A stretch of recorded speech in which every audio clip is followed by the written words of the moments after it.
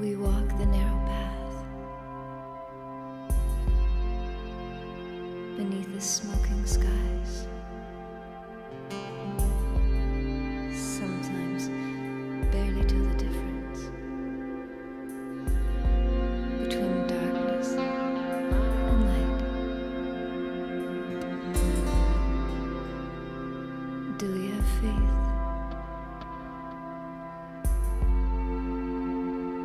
In what we believe.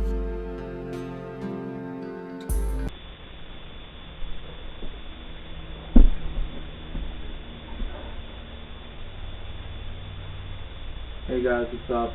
This is Nick Lopez Lee from Nantucket Heathens. I've been talking about some of my favorite Asian actors, but there's one guy I especially wanted to talk about. His name is, and my idol, Brandon Lee.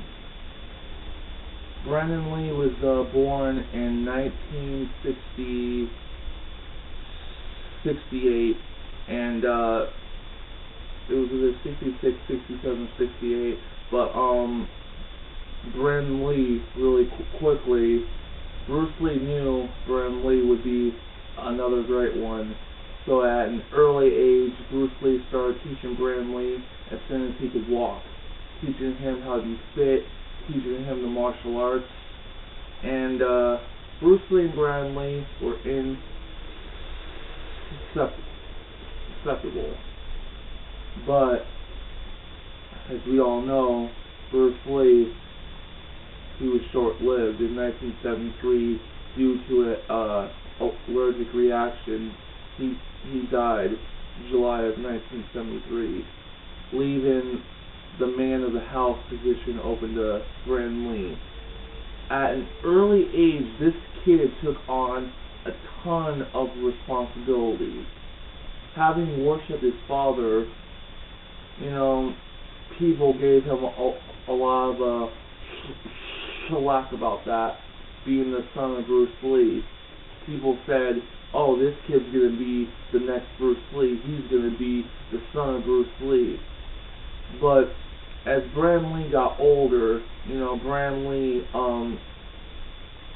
Lee got more, college just wasn't for him. He got into fights because people made fun of his father, compared him to Bruce Lee.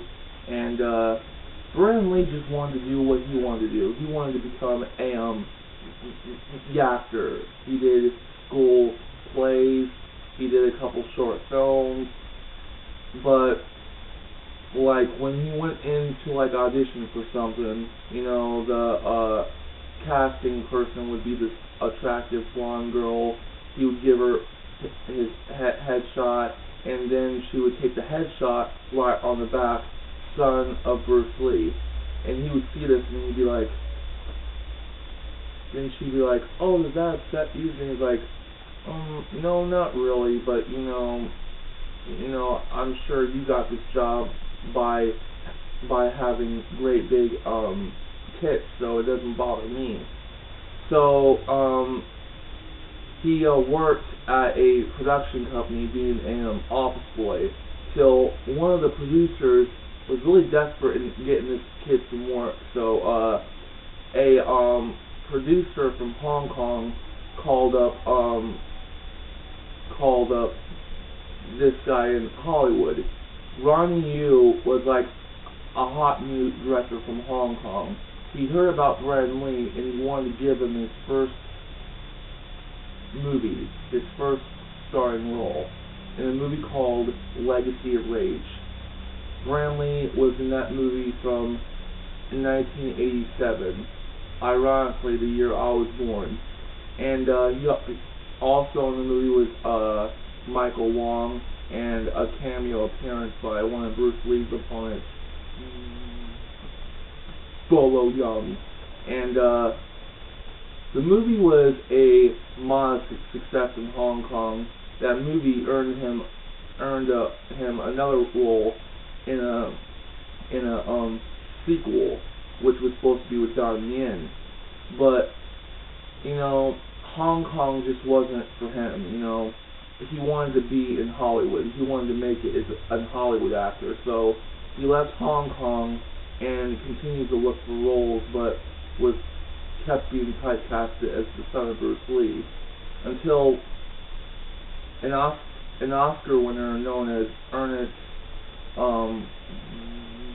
Borgnine or whatever, he talked with Brandon Lee and he got him a movie over in South Africa called Laser Mission. Laser Mission, however, was like a low-budget, cheesy, was supposed to be a sci-fi movie, but, you know, everything went wrong with that movie. I mean, but don't worry, this summer, this guy right here has a special surprise for all you Brandon Lee fans. You're going to see Laser Mission in a whole new way. Anyway, back to this, Brandon Lee then thought TV would be more his game. He went on to do a movie called Kung Fu, the TV movie. And basically, it was just to honor his father. He owed it to Bruce Lee to have been in Kung Fu the movie. The movie got some good ratings on TV, and that launched an idea for a Kung Fu comeback, but without David Carradine. The show was called Kung Fu The Next Generation.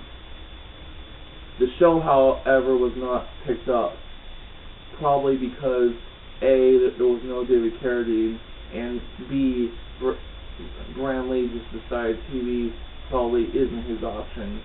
Kung Fu The Next Generation, however, turned into Kung Fu The Legend Continues, in which David Carradine came back for. Brandon Lee then got a huge role in a movie called Showdown in Little Tokyo, opposite Dolph Lundgren. The movie, having gotten a couple negative reviews, Showdown in Little Tokyo proved Brandon Lee had a good sense of humor, and that he just wasn't just another guy who can like throw a kick, throw a punch, that the dude could really act.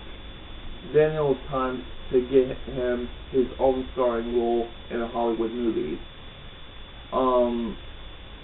Then came a movie called Rapid Fire, in which Brandon Lee wanted John Woo, but John Woo was doing Hard Target with Jean-Claude Van Damme. So out came a young director named Dwight H. Little, who did Rapid Fire.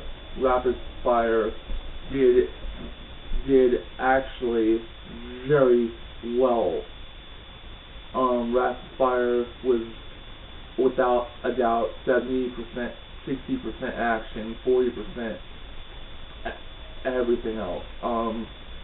Brandon Lee showed off all his martial arts skills. He did some Jeet Kune Do in the movie.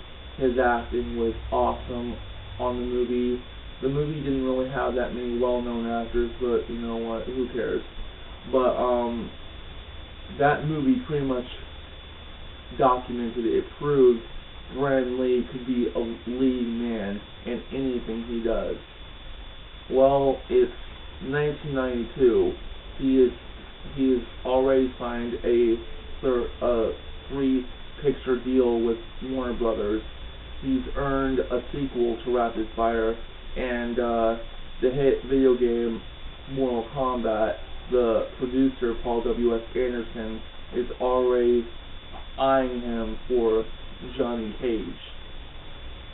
But then came a guy named James O'Barr, who had a really dark comic book called The Crow, and he really wanted to make this into a movie.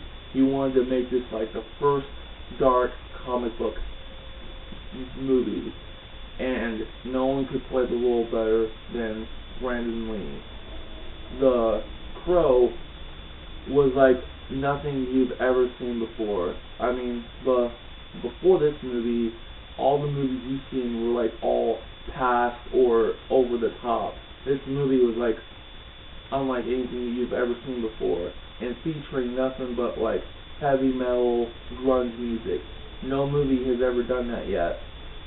as good as this movie was to be, this movie came with a sad, shocking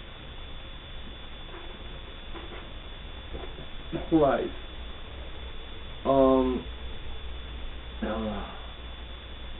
Unlike movies like the Amityville Horror, The Exorcist, Friday the 13th, people thought this movie was cursed. Sets were coming apart, equipment was falling down, fires were just emerging, and March they had a lot of like setbacks and fallbacks, and the movie, 2/3 of the movie was shot. The movie was almost done. There was just like 8 more days left of shooting this thing, and then they were done. Brandon Lee at the time was dating a woman named Eliza. The two of them have been together for 2 years. He has found his soulmate. He's in love. He's wanting to get married, and he proposed to her, and she said yes. They were to be married in Mexico on April, I think it was April 13th, and they were gonna have like this huge Hollywood wedding. 50 couples were only invited, but you know Hollywood, you know that there would be like news cameras and fans everywhere. So that was all said and done. It's March 31st. It was like the final day of like anything having to do with guns or weapons, and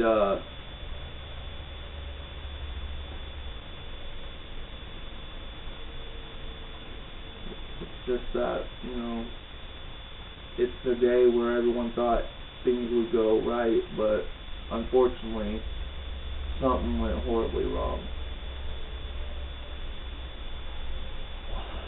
During a scene in which Brandon Lee's character Eric Raven was to be shot and tossed out a sixth floor window, one of the guns that had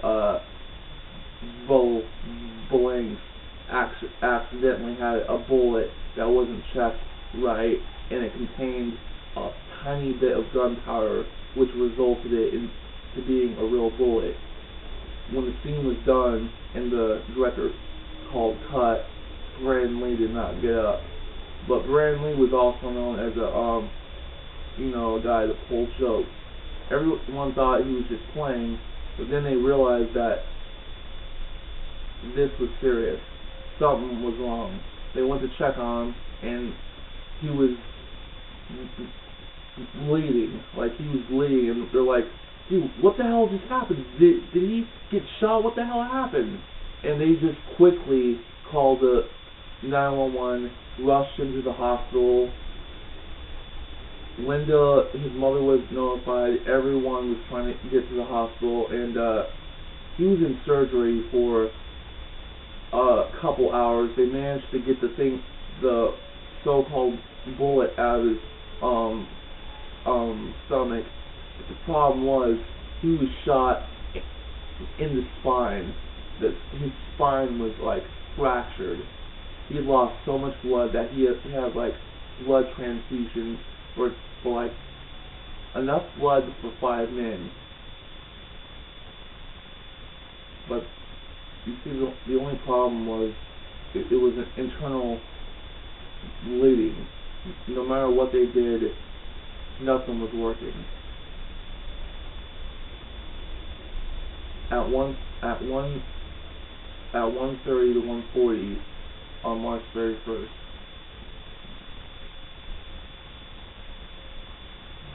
Brandon Lee was pronounced dead. I mean, then all the rumors started popping up again. Was it the family curse? Was he killed? Was someone after him? It was just a freak accident. But to have it happen to Brandon Lee, I mean, if it happened to any other actor, it would have been just as tragic. But, I mean, people say it's an accident, but I just can't accept that. I refuse to think it was an accident. And what really, pardon my French, but what's really fucked up is if Brandon Lee had lived, I mean, he was shot in the spine. Even if he had lived, he would have been traumatized for life, or he would have been confined to a wheelchair the rest of his life. So it was a no-win situation. The bottom line is that in movies, you have to be really careful of what you do. Everything has to be checked. Everything has to be overseen. Everything has to be prepared. Because one fatal mistake could change your life forever.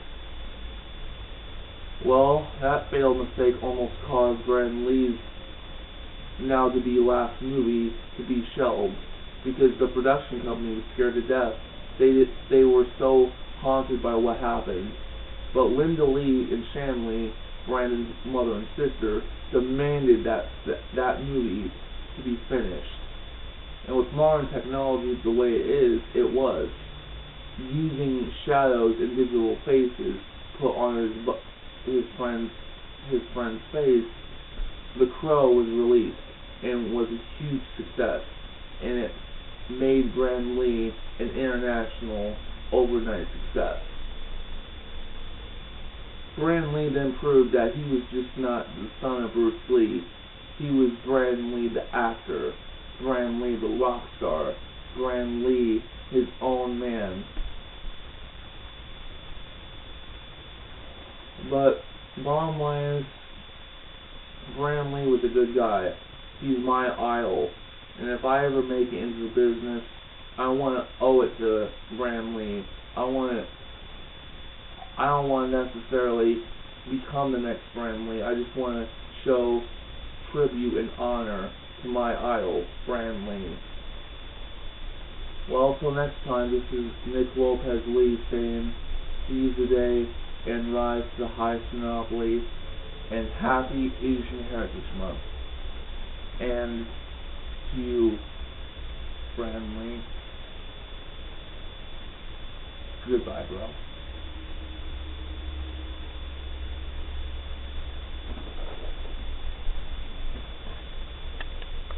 Says, because we do not know when we will die, we get to think of life as an inexhaustible well. And yet everything happens only a certain number of times, and a very small number, really. How many more times will you remember a certain afternoon of your childhood, an afternoon that is so deeply a part of your being that you can't even conceive of your life without it? Perhaps 4 or 5 times more, perhaps not even that. How many more times will you watch the full moon rise? Perhaps 20, and yet it all seems limitless. Your tears won't fall, your tears won't